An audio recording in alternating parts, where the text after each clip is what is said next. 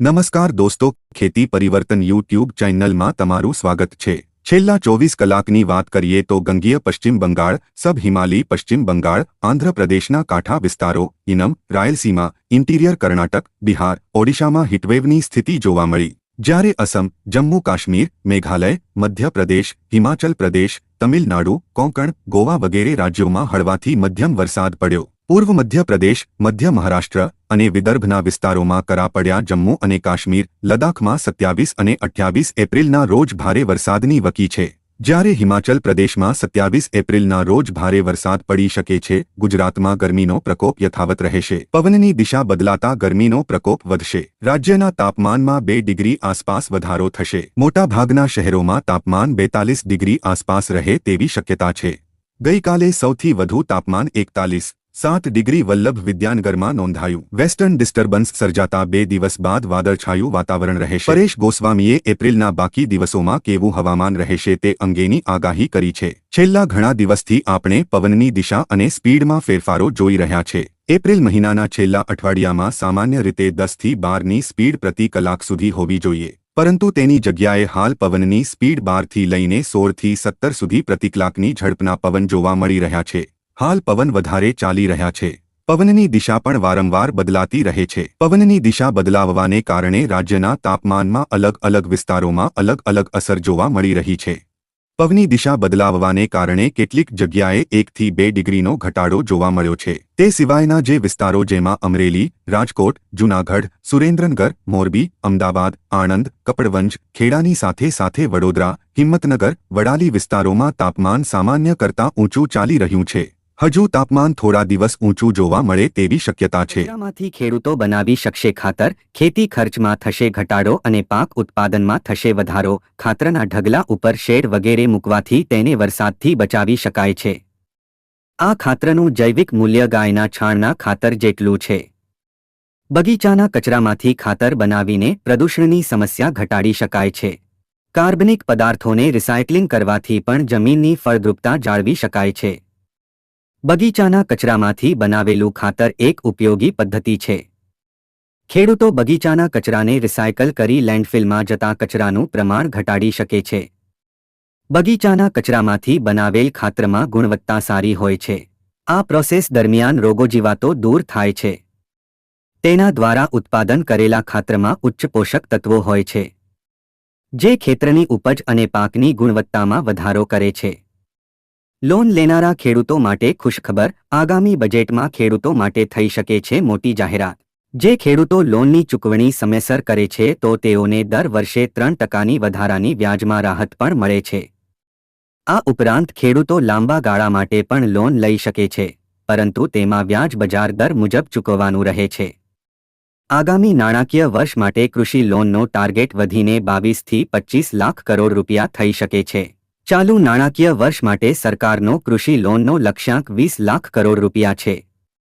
હાલ કેન્દ્ર સરકાર દ્વારા તમામ નાણાકીય સંસ્થાઓ માટે 3 લાખ રૂપિયા સુધીની ટૂંકા ગાળાની કૃષિ લોન પર 2% વ્યાજની છૂટ આપે છે।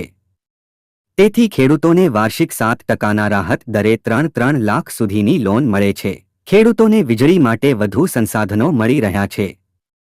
આમાંથી એક સોલાર પંપ છે, જેના દ્વારા ઇલેક્ટ્રિકલ કામ ખૂબ જ સરળતાથી થાય છે અને સિંચાઈ સરળતાથી થાય છે। ભારત સરકાર ખેડૂતોને સોલાર પંપ માટે પ્રોત્સાહન પણ આપી રહી છે। તેની સાથે જ તેના પર સબસિડી પણ આપવામાં આવી રહી છે। ગૂગલની નવી ટેકનોલોજી, તમે ટેક્સ્ટ લખીને બનાવી શકશો વિડિયો। જાણો કેવી રીતે। ગૂગલે હાલમાં જ એક નવી ટેકનોલોજી લોન્ચ કરી છે જેની મદદથી તમે ટેક્સ્ટ લખીને વિડિયો બનાવી શકો છો। આ ટેકનોલોજીનું નામ લ્યુમિયર છે। લ્યુમિયર એ એક text two video generation model છે, જે એક જ પાસમાં વિડિયોના સમગ્ર ટેમ્પોરલ સ્પેન ફ્રેમ દ્વારા સમગ્ર વિડિયો બનાવે છે।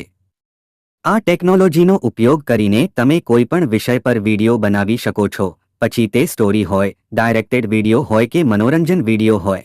ચાર્જ કર્યા વગર 50 વર્ષ ચાલશે ન્યુક્લિયર બેટરી। જાણો મોબાઈલથી લઈને ડ્રોન સુધી કેટલી થશે ઉપયોગી। બેટરી બનાવનારી કંપનીનું કહેવું છે કે આ બેટરી એકદમ અલગ છે। તેને ન તો સતત ચાર્જિંગની જરૂર પડશે કે ન જાળવણીની।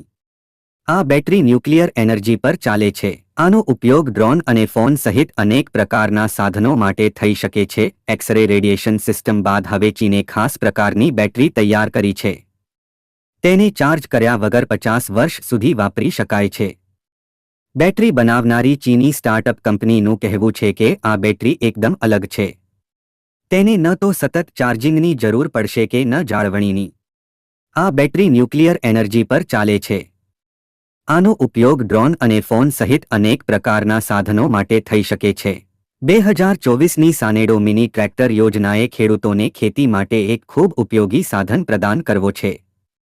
આ યોજના હેઠળ ખેડૂતો સાનેડો ખરીદવા માટે કુલ ખર્ચના 25% અથવા ₹2500નો લાભ લેશે. લાભાર્થી ખેડૂત આ યોજના હેઠળ ખરીદેલા સાનેડોને 2 વર્ષ સુધી વેચવાનો અધિકારશીલ રહેશે. આ અવધિમાં ખેડૂતો આ સાધનનો ખેતીમાં માત્ર ઉપયોગ કરી શકશે. રાજ્યના ખેડૂતોએ ખેતીમાં સાનેડા સાધનનો ઉપયોગ કરવાની શરૂઆત કરી છે. છોટા અને સૂક્ષ્મ ખેડૂતો મોટા ટ્રેક્ટરનો સ્થાને મિની ટ્રેક્ટરનો ઉપયોગ કરી રહ્યા છે. આ સાધનના ખર્ચ નાના ખેડૂતો માટે સાર્થક છે. ગુજરાત સરકારે ખેડૂતોને ખેતીમાં સહાય કરવા માટે મિની ટ્રેક્ટર સાનાડો ખરીદવાનો સહારો આપ્યો છે. આ યોજનામાં ખેડૂતોને ride on self propelled multipurpose toolbar સેનિડો ખરીદવા માટે મદદ થશે. ગુજરાત સરકાર ખેડૂતો માટે ઘણી યોજનાઓ અમલમાં મૂકી રહી છે, જે આઈ ખેડૂત પોર્ટલ દ્વારા એક્સેસ કરી શકાય છે, જ્યાં વિવિધ વિભાગોમાંથી ઓનલાઈન અરજીઓ ઉપલબ્ધ છે. આઈ ખેડૂત પોર્ટલ પર એક યોજના છે જેની ચર્ચા કરવામાં આવી રહી છે, જેનું નામ છે તાડપત્રી સહાય યોજના. જેમાં ખેતીવાડી માટે તાડપત્રી સહાય યોજના વિશે વિગતો છે. તાડપત્રી સહાય યોજનાનો ગુજરાત રાજ્યના ખેડૂતો ખેતીના વિકાસ માટે સક્રિયપણે પ્રયત્નશીલ છે. કૃષિ સહકાર વિભાગે ઈ-ખેડૂત પોર્ટલ રજૂ કર્યું છે, જેના દ્વારા ખેડૂતો ઘરે બેઠા ઓનલાઈન અરજી કરીને વિવિધ કૃષિ યોજનાઓનો લાભ મેળવી શકે છે. રાજ્યમાં નાના, સીમાંત અને મોટા ખેડૂતો માટે નાણાકીય સહાય અત્યંત જરૂરી છે. ખેડૂતોને તેમના પાકના ઉત્પાદનમાં થ્રેશર જેવા વિવિધ સાધનોની જરૂર પડે છે. તેથી આ જરૂરિયાતોને પહોંચી વળવા માટે તેમને સીધી સહાય, ખાસ કરીને થ્રેશર સહાય યોજના દ્વારા જરૂરી છે. અત્યારે વર્તમાન સમયમાં આપણા સમગ્ર દેશ અને ગુજરાત રાજ્યમાં કૃષિ ક્ષેત્રમાં ટેકનોલોજીની સેવાઓ વધી રહી છે. ખેડૂતો આઈટી ટેકનોલોજીનો ઉપયોગ કરી સારી એવી ખેતી કરી રહ્યા છે અને નવી નવી તકનીકો ધરાવતા સાધનોનો ઉપયોગ કરી રહ્યા છે. અત્યારે વર્તમાન સમયમાં દરેક જગ્યાએ સ્માર્ટફોનનો વપરાશ વધી રહ્યો છે. તેને જોતા રાજ્યના ખેડૂતો માટે કૃષિ વિભાગ દ્વારા સ્માર્ટફોન સહાય યોજના શરૂ કરવામાં આવેલ છે.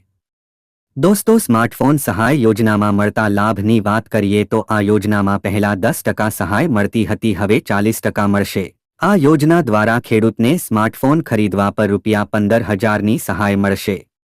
ખેડૂતને આ યોજનામાં સ્માર્ટફોન ખરીદવા પર તેની કિંમતના 40% અથવા ₹6,000 બેમાંથી જે ઓછું હોય તેની સહાય આપવામાં આવશે. જો કોઈ ખેડૂત ₹8,000ની કિંમતમાં સ્માર્ટફોન ખરીદે તો તેને 40% એટલે કે ₹3,200ની સહાય આપવામાં આવશે. તો દોસ્તો, આવા જ વિડીયો જોવા માટે નીચે આપેલું લાલ રંગનું સબસ્ક્રાઇબનું બટન દબાવી આ ચેનલમાં જોડાઈ જાવ, જેથી તમને આવી જાણકારી મળતી રહે.